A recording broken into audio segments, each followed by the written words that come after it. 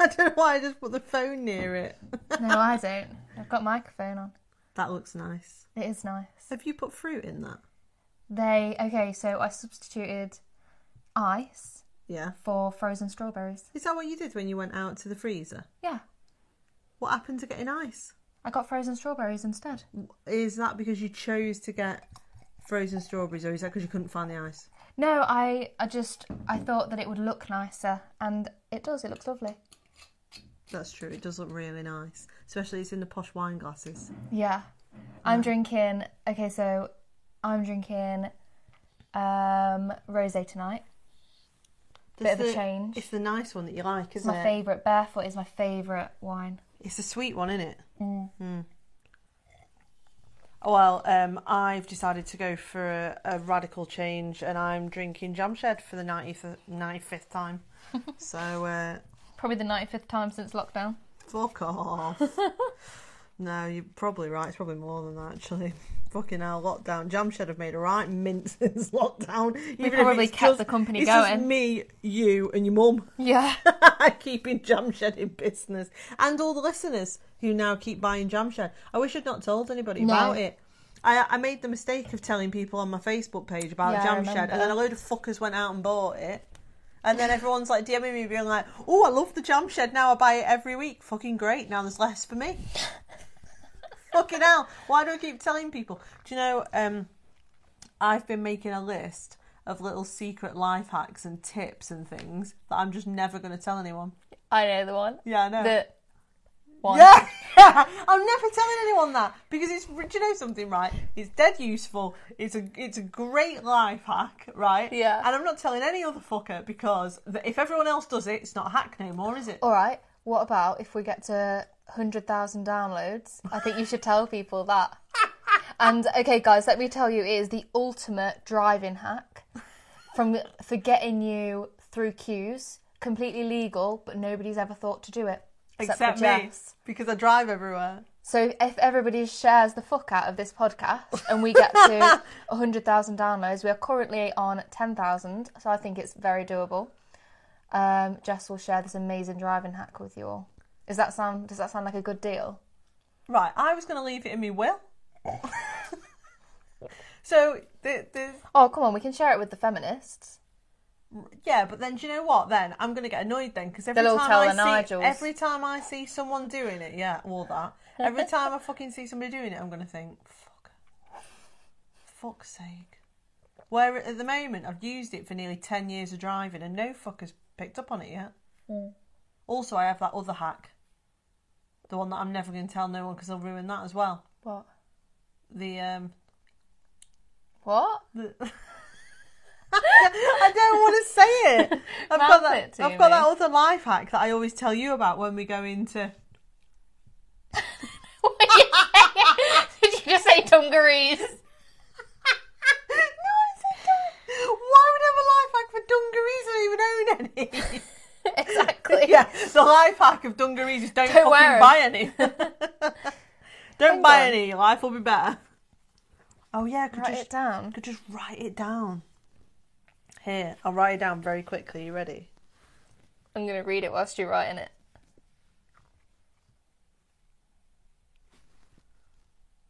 Ah, yes. That's my other one. I'm not telling people that for the same fucking reason, because that's an epic life hack and it's based on research. But if I tell other people, it's not going to be the same, is it? I don't want other people knowing about it. And also, if we told everyone on here, all of them would just go in there and just. I don't know why I'm covering my mouth like they can see me. I know. This is what's going to happen. One day we're going to end up recording these podcasts, aren't we? Like film. Do you know those people that do the film versions of them on YouTube? I think we should do that one day. No, we can't, because you've always got, you've never got any clothes on when we're doing these podcasts. Thanks for telling everyone. Yeah, that's true. I actually record most of these podcasts whilst I'm naked. No, you're not naked. I've got shorts on. Yeah. And you've technically sort of got a top on. I have a top tied around my shoulders so I can clip the microphone to it. Yeah. And that's all. That's all I've got on. And some socks. Oh my God, we've not even said hello to anybody. Oh, yeah. They're all listeners. Hello, everybody. You made that sound like, like a children's TV programme. That was my teacher voice. Hello, everybody. And welcome to CBBS. I don't think we're allowed to say that. It's nighttime story hour. And tonight, boys and girls, mainly girls, we're going to be talking about how we became radical feminists. Oh, dear. Fucking give us a TV show for kids. Yeah. I'll change the next generation for you. You watch. Yeah. They'll all end up radical feminists drinking jam shed by the time of 12. Oh, my God. No. Okay, fine, 14. Oh, God. Anyway, episode 10. We are on episode 10 already. It's amazing. If we've got any new listeners, because I think we must be doing. We're getting new listeners. We are getting new listeners every time we do that. Oh, for those of you that are new listeners, we're drunk. But yeah, we get drunk every podcast. Every podcast is that we drink and talk about stuff. So and say outrageous shit. Yeah, and if you're listening to this so far, thinking, "Fucking hell, who are these rambly women who just can't get any words out?" Well, that's why. And all of them are like that. So if you don't like this one, you're not going to like the others. No. Except for maybe episode 9 about the Asda thing. Yeah. No, episode 8 was Asda. Yeah, for sure. Yeah, it was. About how I got angry banned from women. Asda. Yeah. So we're going to be talking about how we came to be radical feminists. Mm-hmm. We're both in our 20s. And we were not always radical feminists. No, definitely not. I would have identified as a liberal feminist. So would you? Is that correct? I didn't even... Liberal feminism is so normal in sort of under 25s that you don't necessarily call it liberal feminism. No, it's just feminism. Yeah. Some people are like, I'm an intersectional feminist, and they have no idea what intersectional feminism actually is. I know. But they're just liberal feminists. Yeah. They just learned a new word. I would have just described myself as a feminist. Yeah, so would I, except at one point I definitely described myself as a liberal feminist because I just got it in my head that liberal must mean good in some way. You just don't understand these things, do you? You think you do at the time, but often you don't. So we're going to talk about that. And we've got some, obviously we always write some questions down for each other and then we just try and work through them as best we can. Sometimes we get through them, sometimes we don't. So the first question is supposed to be for me. Yeah, is it that one or that one? That one. This one? Yeah. That's technically the second But then question. I want you to... No, it isn't. That's the fucking title. Oh, yeah. I can't read your own handwriting. Wear your glasses. For fuck's sake, woman. Right, I'm drunk. It makes... Actually, do you know what? When I'm drunk, my sight gets a lot worse. Probably my brain, That is generally how it works, darling. Anyway. First question. What was your first impression of feminism or when you first heard of it? Oh my God. Right. My honest answer to this is a horrible answer. Mm-hmm. The first time that I ever heard of feminism or feminists was the Ali G movie. It was Ali G in the house. Oh my fucking God. And he's on his tour trying to recruit people. And he goes to the Women's Institute, doesn't he?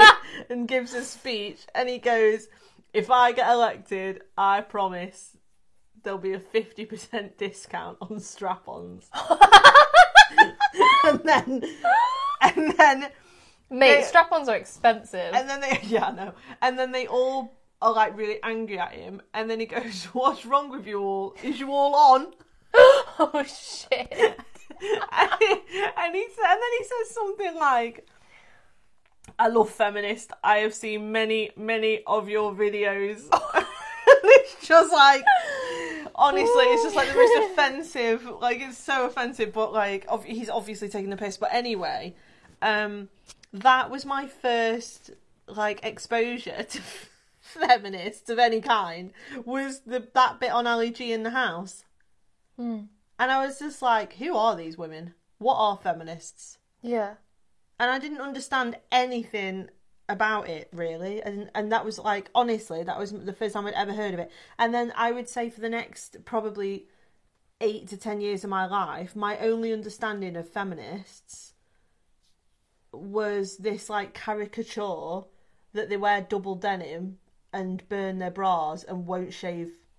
That was it. Like, that's all I knew. I knew nothing else, and I genuinely mean that. I knew nothing.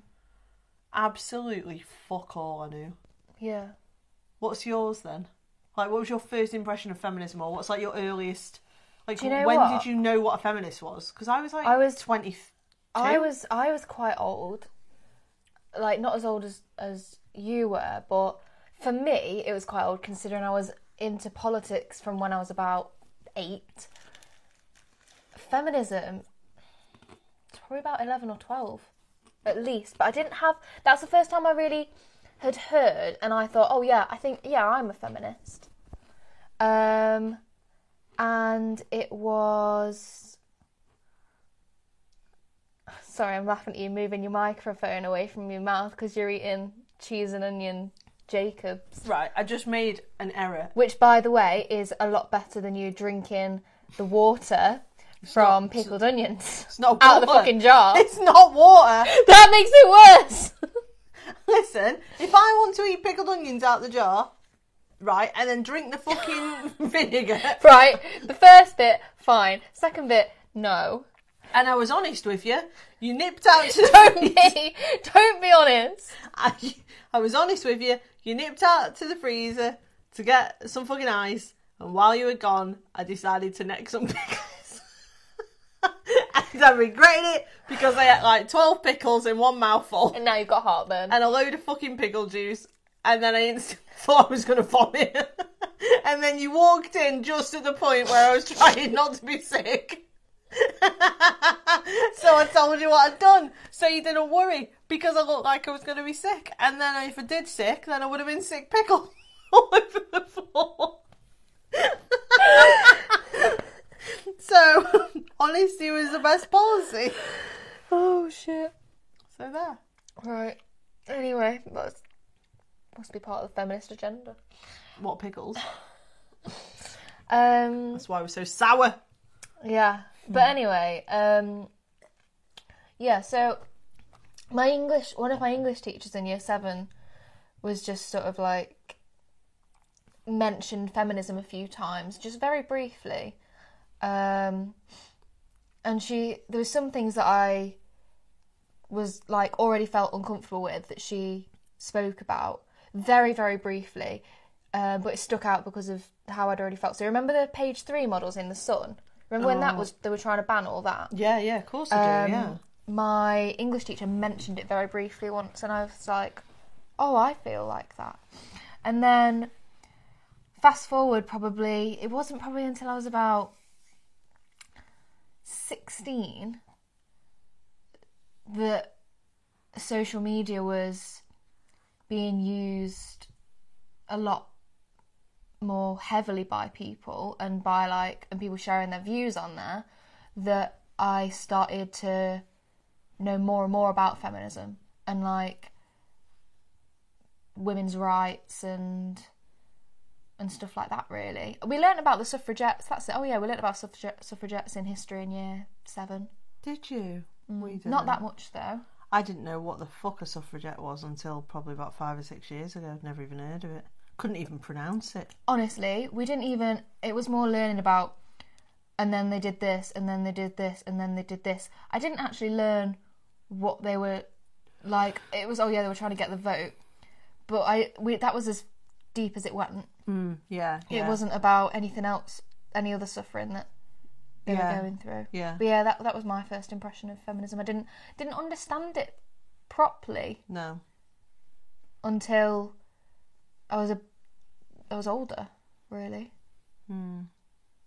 I started okay, so when I was like 22 maybe or 23, I read Roxane Gay, Bad Feminist. And it's if for anyone who's not read that, Roxanne would now, I would suggest, I don't want to put words in her mouth, like, because she's her own person, but from what I can tell, she would now identify as probably like more lib femme than anything. So, however, that book was important for me because it's a collection of essays. Each chapter is an essay essentially, and there was some essays in there that I really needed to read at that age. Yeah. And I think that your feminism does evolve and it is dynamic and it changes as you age. So like Roxanne was the first person that I ever read. And then interestingly, I would say the second lot of what I would class as feminist books that I read after that really influenced me was all of Maya Angelou's books. Yeah. Like all of them. I read all of them, like one after the other, after the other, after the other, because I couldn't put them down. And it was reading about Maya Angelou's life that I think started to really influence my understanding of exploitation and oppression and racism. Yeah. And sort of just learning about her life really impacted me.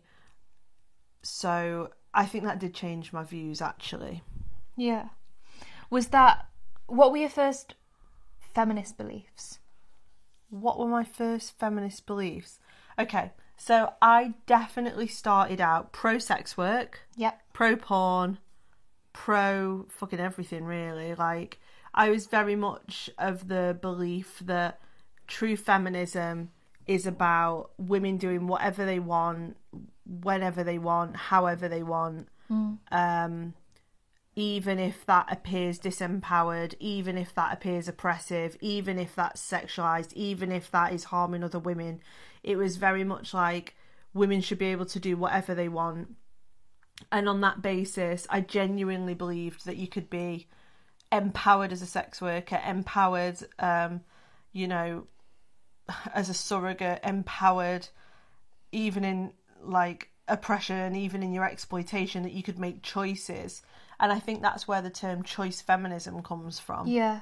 Because I genuinely did believe that you could just make choices to do these things and they were your individual choices as a woman, and that they weren't in any way affected systematically or by institutional misogyny or racism or ableism or classism or anything. I had no understanding outside of like this really individualistic belief that my feminism was about individualism and like women making choices for themselves. And that, like, obviously I didn't understand it to that depth because I hadn't studied and I hadn't read. I wasn't as well read as I am now.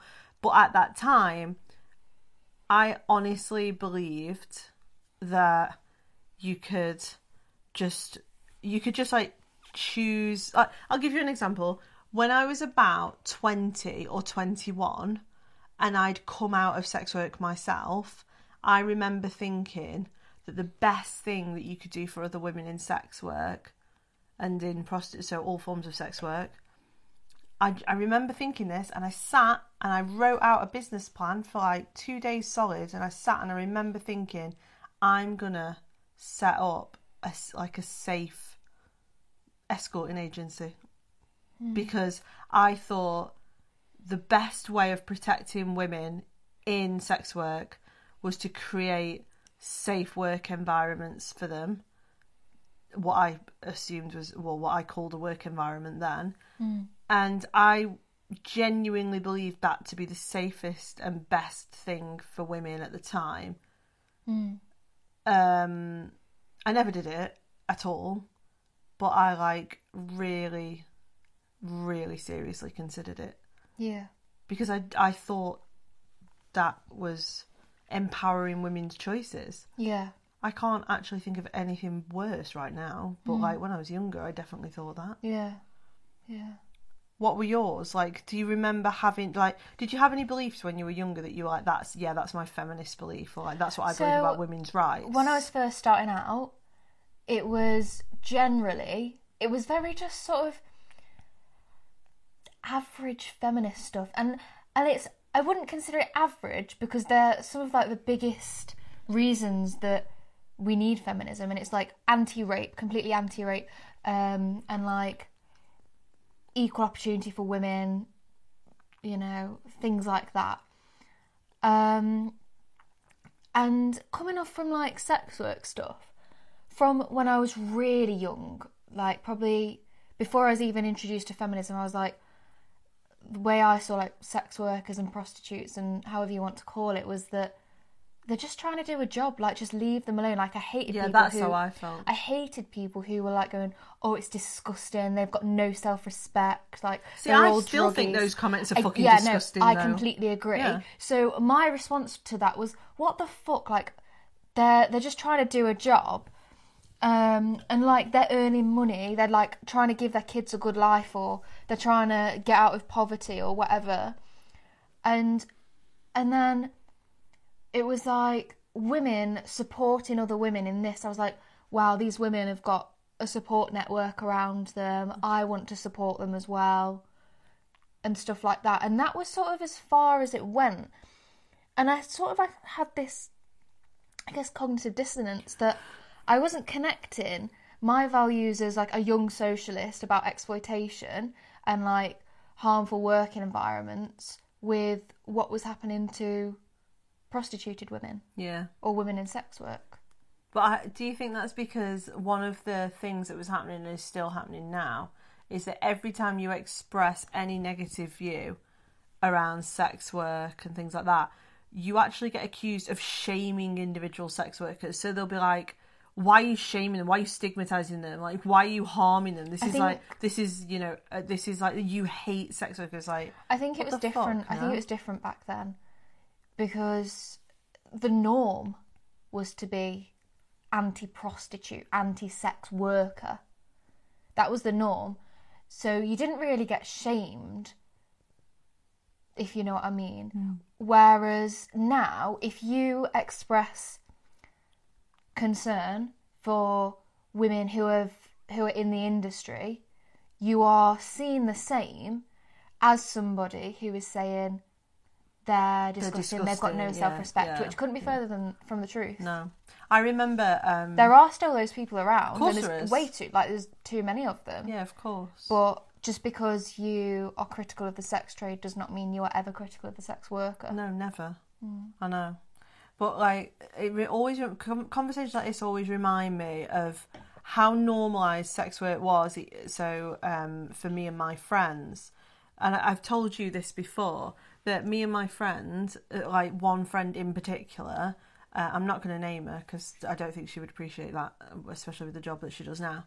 But we used to sit and we used to plot together, basically, that as soon as we were old enough, we were going to go and work in a strip joint in Stoke. Yeah. And we used to be very open about that. We were very serious about that life plan, that we used to sit in high school and be like, as soon as we're old enough, we're going to go and strip and, you know, like do whatever it is that was required of us. And then we decided that the reason we were going to do that was to get nice cars and nice houses and pay ourselves through university. And we used to talk about that a lot and say we didn't want to come out with any debt, and that we were going to use it to go to uni, and we were going to get nice cars and get a flat together, and we were going to go and go work in a strip joint when we were 18.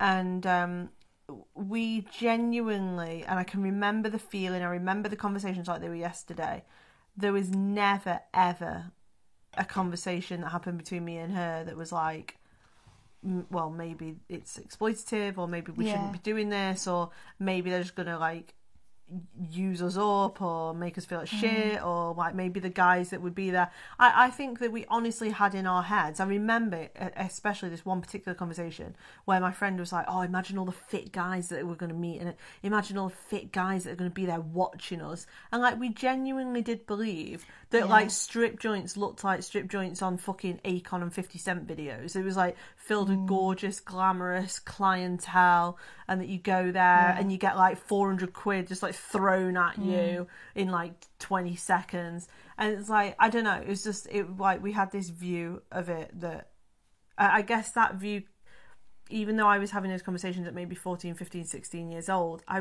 think I was still carrying those into my early 20s. Yeah. So when we talk about like women who are like positive about it, it makes me think of two things. So one is that the sort of pro-sex work argument is very pro-positivity around sex. And when you're a young woman, you're referred to as like a slut and a slag if you like sex. Yeah. But the pro-prostitution and pro-sex work movement says that sex is empowering. And when, like, women enjoy sex. And it's... Do you know what I'm saying? Yeah. But then you've got that. But then what you've also got is... I probably would have done stuff like selling pictures and selling underwear and stuff if I'd have known how to do it, for one, and if I'd have had the confidence. So I would look at other women who were doing it and think, oh God, I wish I was that confident to do it. I bet I could like make some money and like be able to get a new phone or whatever. That's so interesting. And feel desirable as well. I know that me and my friend definitely did not think of it like that. Actually, it was completely different for us. I grew up in an area where most of the girls were being raped, abused, trafficked, driven around in cars. Shit was happening all the time. One of my friends had like 8 abortions. Like, it was just crazy. And the school kept taking her for it. I don't still to this day know if her parents know that she had that many abortions. I don't even know if she's capable of having children, actually, because they used to take her out of school. And they're not like, abortions aren't like a nice, do you know what I mean? Like, they used to take her out of school. They were always early they're abortions. Intimate, invasive procedures. Yeah, why was nobody thinking, this is a school child, how has she been able to get pregnant? I know.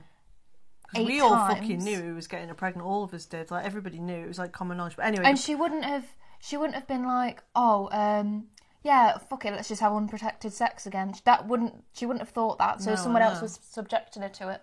Yeah, well, she was coked out of her fucking eyeballs. That's why. But she was only a kid. But anyway, like, the reason that I brought that up was because actually the way we saw it, and definitely the way I saw it, when I then later on in life, like at 18 years old, went into prostitution, and the way that I like talked about it was that we were already doing these things, so why not get paid for them? Yeah. That was our narrative. It wasn't anything like yours, actually. It was more like, we're already being treated like this by guys.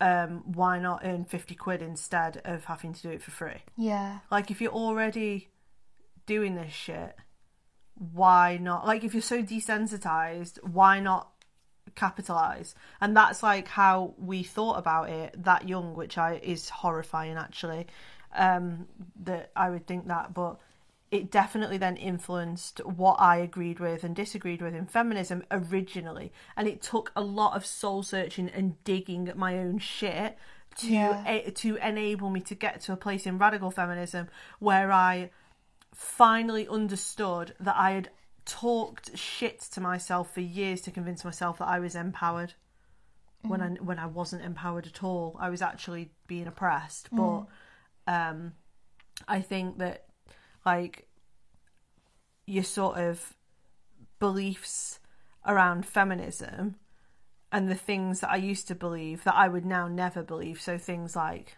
sex work is empowering, surrogacy is empowering, porn is empowering, fucking everything is empowering. Everything is awesome. Yeah, exactly. That's liberal feminism. That is the theme tune of liberal feminism, is everything is awesome from the Lego movie. Yep, covered in glitter. Yeah. Yeah. And pink. Fucking pink feminism. Pink is empowering. Fuck off, honestly. Like, okay, if you like pink, you like pink. I love pink. But, like, I'm not gonna be, like, pro-gender. About it. Yeah. But anyway, it's like, I honestly believe, and like, I would like you to talk about this in a second, especially because we have talked about this so much recently, is that how do you feel about the beliefs that you used to hold? Okay. I don't feel like ashamed or anything about them. I think that it's a process that I had to go through in order to get to where I am now. But I actually remember when one of the first times that you radicalised me. I did not radicalise you. Well, it was Did you. I? It was you and an international relations professor who did not realise that he radicalised me into radical feminism. One thing you said is we were talking about porn. I think this was maybe about 4 or 5 years ago. And you were like, oh yeah, so radical feminists believe that like porn is really, porn and sex work is really exploitative. And I was like, and I was thinking to myself like, so obviously I masturbated a lot, I used a lot of porn. I was like, what? All porn? And you were like, and you were talking about it, and you were like, oh yeah, and look, there's a reason that people don't want their daughters getting into sex work and stuff. And I remember I said to you, but I think that people don't want to think about their own family members going into it because they don't want to think about them having sex at all. And I was thinking, no, I wouldn't want my mum to go into sex work. No, I wouldn't want my cousin to go into sex work. But I also wouldn't want to think of them having sex either, right? And the reason I didn't want to think about them having sex or anything like that is because I had been treated so badly during sex my whole life by that point that I actually saw sex as exploitative, but not realising it. Yeah. So I saw sex and sex work as pretty much the same thing without realising that what I was actually seeing was exploitation. Yeah. So I said that to you, and then you gave me some stats on sex work and about the mortality rate and how the average age of a sex worker is really low, and how most of them they've been like pimped off the streets, been put onto drugs, etc. And I think I remember this conversation. Did I send you the stuff on? We were driving. We were driving? Yeah. Oh, maybe I don't then. I just seem to remember a conversation about, or maybe we were talking about it then. It was about the how many women that are in sex work now, when surveyed in that huge European study, said that they actually entered what they call sex work before the age of 16. Yeah. And you're like, And what wasn't was it? fucking sex work then, was it? What was it? 90-something% wish they could immediately escape sex work. 97% in that European study. It was and like that was thousands massive. and it wasn't just thousands. Europe. It was across. The European study was the really big one, and there was a couple of others, but it's fairly standard statistic. It's usually 90-something% of women currently in sex work, when asked the question, if you could leave sex work tomorrow and never come back, would you do it? They say yes. And there's like plenty of reasons why they say yes, but they say yes. Yeah. So it's bullshit, this like happy hooker myth, around, they all love it and they want to do it the rest of their lives. And like, fair enough if some people enjoy doing OnlyFans. I'm not gonna drag you down for it, but don't say it's the same as anything else. And and the other time that radicalised me was when I was in an international relations lecture with Professor Marco, and then I can't pronounce his last name. It begins with a V, and he had I don't think he understands like what feminism is, but he said he was talking about different. Sorry, I just dropped something. About social constructs. Yeah. And he said that like race Yeah. is a socially constructed norm and gender is a socially constructed norm. And he was just talking about it, and I just felt it dawn. I felt it go from my head all the way down to the tips of my toes, that it just dawned on me that I was a radical feminist. But I didn't know exactly what radical feminism was. And then that night I messaged you on the way home from uni, and I was like, what do you think about this? And you were like... And you sent me a load of stuff, and I was like, oh, shit. Yeah. And I was like, and this, and this, and this. So, do you know what? That process of a woman contacting you, like, you've had it happen loads of times to you, haven't you? Where they start to question their own feminism and their own beliefs, and then they start to realise that they're actually more radical than they realise. Hi, Olivia. Like, I've had it happen loads of times, you've had it happen loads of times. Yeah. And then, like, all radical feminists have it happen to them, where when you start being more vocal about your understanding of women's rights, oppression, liberation, and sexism and misogyny, you will undoubtedly get the people who then switch off from you and are like, oh, fuck off, shut up. But you also get the women and girls that are drawn to you and they're like, hang on a fucking minute. And they start to question their own belief systems, their own understanding of the world. And they start looking into things, they start reading. And it's not about fucking recruitment. You don't have to recruit these women. They're doing the mental work themselves. And then they're eventually coming to you months later going, you know that time when you shared that article? You know when you say this about surrogacy? Or you know when you say this about rape? Or you know when you say this about misogyny? And then they're like, you can, like, the cogs have been turning for months, man. Okay, how did you transition to radical feminism? Actually, I know who transitioned you. What do you mean? Wasn't it Julie Bindel at Hey on Why? Fucking Bindel, honestly. She's causing people to turn rad femme, buying people wives and shit.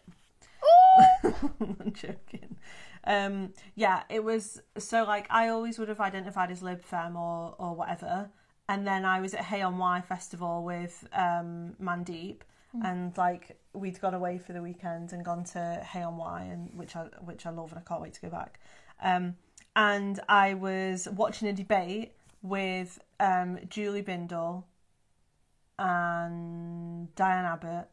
Was it? Yep. And oh my god, I wish I'd have gone. And and do you know what? Why have I got this horrible feeling it was Owen Jones? Ugh. I don't know if it was now then. Ugh. I don't think it was, so I'm not going to say it was, but it was a young guy, okay? Young white guy. And they were arguing, this was years and years ago, bear in mind, but they were arguing about gender role stereotypes and toxic masculinity. And they were talking... How were they arguing about toxic masculinity? Because one person was basically saying it didn't exist and that gender role stereotypes, like, was... Essentially, it was almost like an argument that's similar to the arguments that are happening in feminism now, but it was like 8 years ago or whenever I think it was maybe 7 years ago. Anyway, I just really wanted to listen to this particular debate. I was interested in it, so I did it. And I didn't know that much about Julie at all. And I didn't know that much about Diane, and I didn't know that I'd gone to listen to different speakers. I listened to Mary Midgley talk. She's a philosopher. I listened to a horrific talk about pro-paedophilia, which has stayed with me for the rest of my fucking life. I don't know why that was allowed at Hey on Why at all. But anyway, and then I'd sat and watched this debate with Julie Bindel, and she just was the most inspirational, fucking argumentative. She was just amazing. She was so fucking clever, and like... The way she speaks is really entertaining so as well. Clever though. Yeah, Fuck of course. me. Yeah. Like I watched her and she was arguing about gender roles being a construct that oppresses and harms, and how it harms men, and she was talking about lesbians and gay guys, and she was absolutely fucking ruling this argument. And I was just being like, who is this woman? Like, who is this fucking woman? Can I just say something? What? The first time I'd ever heard of Julie Bindel is in my first year of my degree, and I was told that radical feminists, but this is by the tutor, radical feminists like Germaine Greer and Julie Bindel want to live separate from all men, and want all women to live separate from all men, and want to put men in camps. And that was all I learned about radical feminism on my first year, like, that's subsection so disgusting. Of feminism. That's so disgusting at university. It's crazy that I got to the point of being rad when I had that. Yeah, got given that bullshit. Yeah. But so Julie did this amazing debate. I was completely in awe with her. I was like on the second row, or maybe even the first row, like right near her. And I just couldn't stop listening to her. And then I went and saw her in the bar afterwards, and like sheepishly like walked up to her and said hello and told her that I thought she was awesome, and started chatting to her. And then after that I made a point of like buying her book and reading all the shit she's written and like looking her up on the internet and stuff. She's amazing. And the things that she was saying, I just kept thinking, oh my God, that's so true. Oh my God, I'd never heard anyone else articulate that argument. And that was when I started to think, what is this radical feminism and why is it so radical? Because it makes so much fucking sense. So yeah, like I think Julie she played a very large part in switching something on in me. Yeah. Actually. And it's so weird that I've now met her so many times since and I've got her on like Facebook and shit. Because like back then I genuinely didn't know that much about her, and I just, you know, every time we see Julie, I just stand there like, I know you do. You're like a little rabbit in headlights. I know. I mean, like internally going. I know.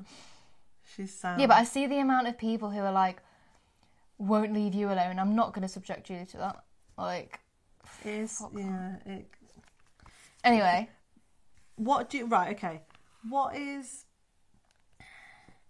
What's your opinion now of liberal feminism and liberal feminists? I don't think that liberal feminists on the whole are like bad or anything like that. I think that a lot of critical thinking is needed within their own beliefs, and I think that a lot of them are bullied by what they should think and what is kind and what is the left-wing thing to think, which, by the way, most of the time is not even remotely left-wing. But my strongest opinion on liberal feminists comes from gender, and the gender ideology is that radical feminism wants to abolish gender in terms of gender role stereotypes, as in men should behave like this, women should behave like this.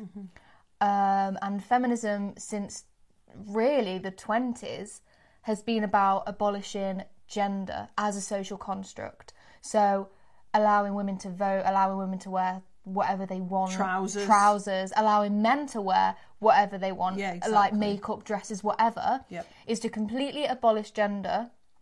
And liberal feminists tend to prefer to classify, categorise and put people into a binary around their personality, basically.